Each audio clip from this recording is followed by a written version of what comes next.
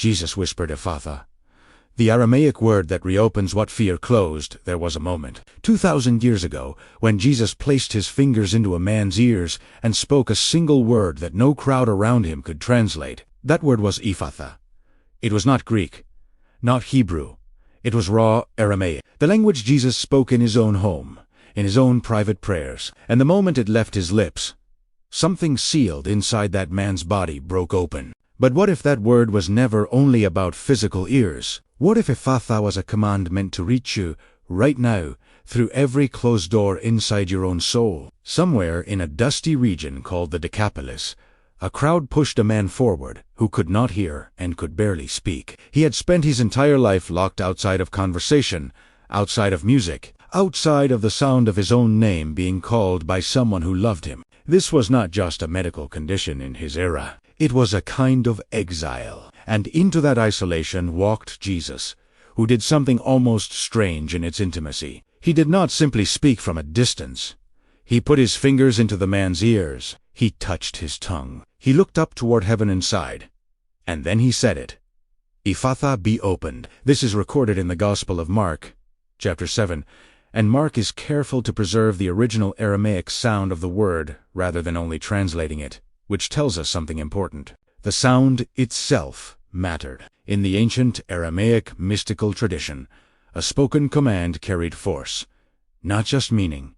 Ephatha was not a suggestion or a hope. It was an authoritative decree spoken directly into a sealed place. And here is where the story stops being ancient history and starts becoming personal. You may not be physically deaf, but ask yourself honestly how many areas of your life have gone quiet. Maybe it is your intuition, the part of you that used to sense direction clearly and now feels muffled under years of noise, disappointment, or fear. Maybe it is your capacity to receive love, to actually let someone's kindness land instead of deflecting it. Maybe it is your own inner voice, the one that used to dream, now sitting behind a wall of exhaustion. Jesus did not walk up to that man and diagnose his condition with pity. He walked up to him with command. And this is the shift many people miss when they read this passage only as a healing story instead of as a pattern. Ephatha was not only spoken to open ears in Galilee, it was recorded, preserved, and passed down in its original tongue so that anyone, anywhere, in any century, could recognize it as a key. A key does not care how old the lock is. It only cares whether it is used. Before we go further, I want you to know that shortly we are going to pause together and speak something out loud. A short, guided moment between you and God that many people say changes the entire feeling of this video. Stay with me, because it is coming. To understand why Ephatha carries so much weight, you have to understand how Aramaic itself worked in the mouth of Jesus. Aramaic was not a formal, ceremonial language reserved only for temple scrolls. It was the language of home, of family arguments, of lullabies, of grief spoken over a grave. When Jesus used an Aramaic word in a healing account otherwise told in Greek, he was reaching for something more immediate than ritual. He was reaching for intimacy. It is the same register of language a parent uses when they gently lift a child's chin and say, "Look at me. It's okay now." That is the tone underneath Ephatha. Not a magician's incantation, but a father's voice cutting through silence. This matters deeply if you have ever felt like your prayers bounce off the ceiling, like your spiritual senses have gone numb from disappointment or delay. The blockage is rarely a punishment. Often it is scar tissue, built up from seasons where opening yourself up led to pain. So you quietly, unconsciously, sealed the door instead. Jesus did not shame the man in the Decapolis for being closed off. He simply approached him and opened what years of isolation had shut. The pattern in Scripture is consistent. Jesus rarely healed from a distance when intimacy was required. He touched the untouchable. He spoke directly into the specific point of blockage. This tells us that healing your own closed channels is unlikely to come from generic effort alone. It requires a direct, spoken confrontation with the exact place that has gone quiet in you, spoken with the same authority Jesus used, not as a demand toward God, but as a declaration released into your own sealed places. If this teaching already feels this deep, Imagine having a full guide with deeper explanations of Jesus' true teachings in Aramaic. You'll find the link to the study guide in the comments. And the best is yet to come. In the next chapters, you'll discover what could change everything for you. Before we go on, let's speak this together. Out loud if you can, as your own moment with God right now. The Ephatha prayer, opening what was sealed. Abba, Father, I come to you now in the quiet place where I have stayed closed too long. Speak Ephatha over every part of me that fear hath sealed shut my ears to your voice, my heart to love, my spirit to hope again. Where I have gone numb, make me sensitive.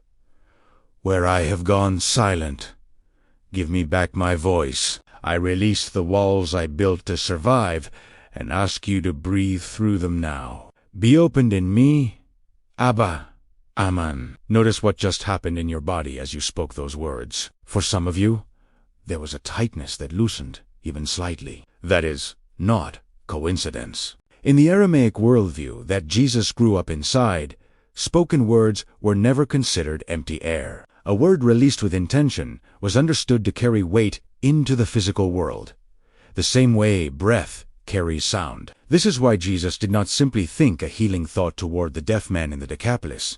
He spoke, he touched, he engaged the whole of himself, because the whole of a person needed reaching. This is also why so many people feel spiritually stuck, despite believing all the right things in their mind. Belief alone, held silently, rarely dislodges what fear has hardened. Jesus modeled something more active. He looked toward heaven first, then spoke directly into the specific point of closure. This two-part rhythm, looking upward before speaking outward, is not decoration in the story. It is instruction. Consider what it might mean to actually name out loud the specific channel in your own life that has gone quiet. Not a vague hope for things to get better, but a direct address.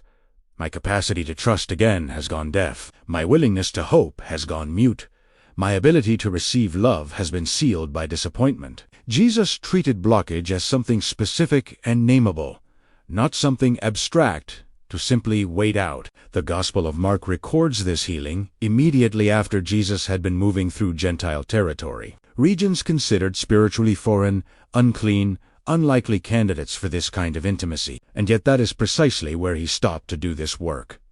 The message underneath is unmistakable. No closed place is too foreign, too far gone, or too long sealed for Ephatha to reach it. There is a detail in this account that most teachings skip past entirely, and it may be the most important detail of all. Before Jesus spoke Ephatha, Mark tells us that he sighed deeply, looking toward heaven.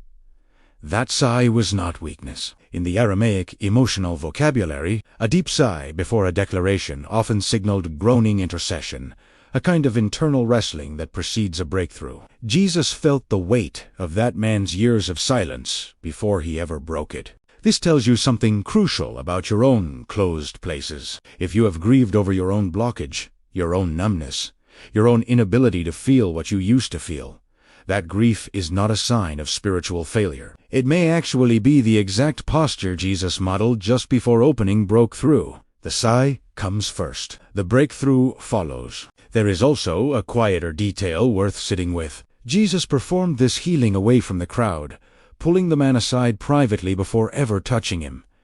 This was intentional. Deep opening rarely happens well in public performance or in comparison with anyone else's journey. It happens in a set-apart moment.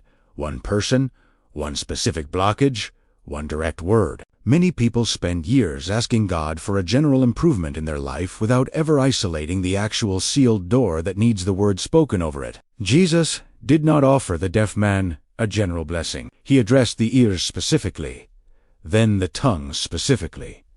Precision mattered. If you are willing, take a moment right now and name Eben Seelenly, the one specific area you most need Ephatha spoken over. Not everything at once.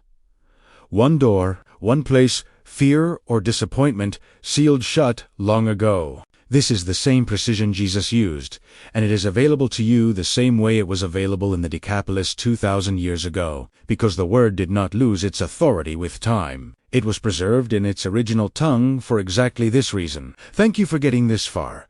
If the awakening of consciousness is hitting you hard, it's a sign that you're ready to go deeper. The study guides are waiting for you in the pinned comments. There is a difference between a prayer spoken once in a moment of need and a practice repeated until it reshapes you. What you spoke earlier with Abba was a moment. What I want to give you now is a protocol. Something you can return to daily until the closed places in you stay open rather than sealing shut again. The moment life gets difficult. Here is the practice. Each morning, before you check your phone or speak to another person, place your own fingers gently near your ears the way Jesus once did for the man in the Decapolis, and say the word out loud, once with intention.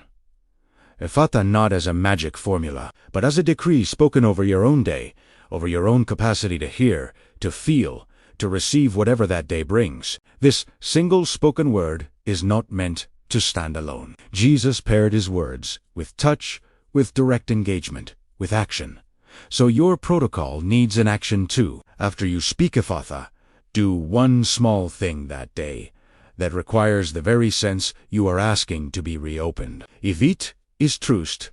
Let one person in slightly more than usual. Ivit is allow someone's kindness to actually land instead of deflecting it. If it is purpose, take one concrete step toward the thing you have talked yourself out of for years. The word without the action tends to fade into ritual. The action without the word tends to feel like willpower alone, and willpower alone rarely holds under pressure. Together, they mirror exactly what Jesus modeled, spoken authority joined to embodied movement.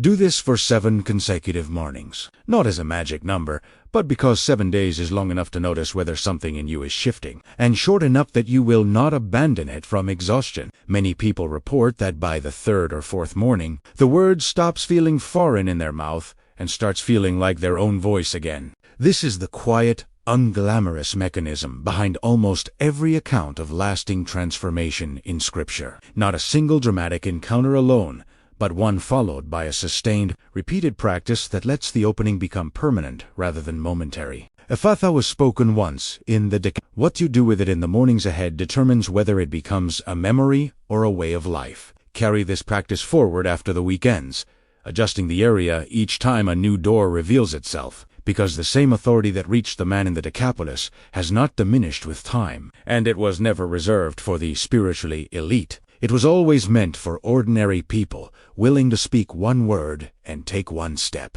We began this journey with a man who could not hear, standing in a foreign region, carrying years of silence he did not choose.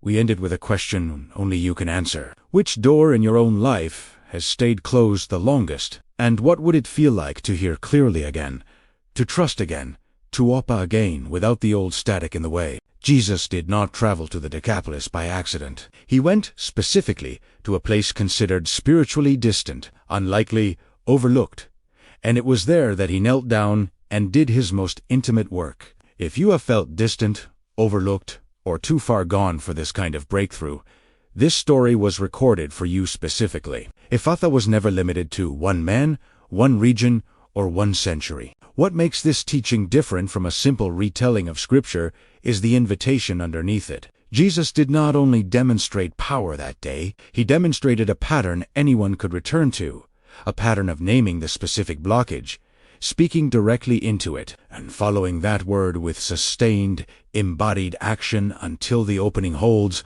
This is available to you starting tomorrow morning, not someday, but now, in the exact condition you are currently in. Every teaching in this video traces back to a single moment preserved carefully across 2,000 years in its original Aramaic sound, so that its authority would never be diluted by translation. That is not a small detail. It is a signal that this word was meant to survive every era, including yours. Consider, too, why Jesus chose to sigh before he spoke. That sigh tells us breakthrough is rarely detached from feeling. You do not need to arrive at your own moment of opening with perfect composure or flawless faith. You are allowed to carry grief into it, exhaustion into it, even doubt into it, the same way Jesus carried the weight of that man's silence before he ever broke it open. The sigh does not disqualify the miracle. It often precedes it. If this teaching has stirred something in you tonight, do not let it end as a passive viewing experience. Return to the practice outlined earlier.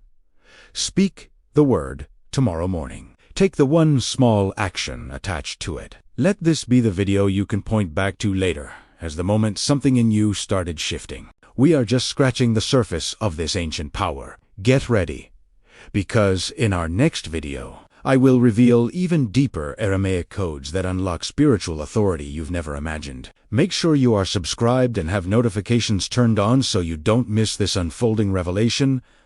I am glad you are here, and I mean that deeply. The fact that you are seeking this knowledge tells me everything about where you are in your journey. Study guides with deeper teachings are waiting for you in the pinned comment below. With gratitude for walking this path together, before you leave, if this message touched your heart or brought new understanding into your life, WRITE, the word restoration, in the comments below. Your testimony may encourage someone else who is seeking healing and renewal. Thank you for sharing this moment of ancient wisdom with us. Until the next revelation, walk in peace, walk in freedom, and walk in the power of Ephatha.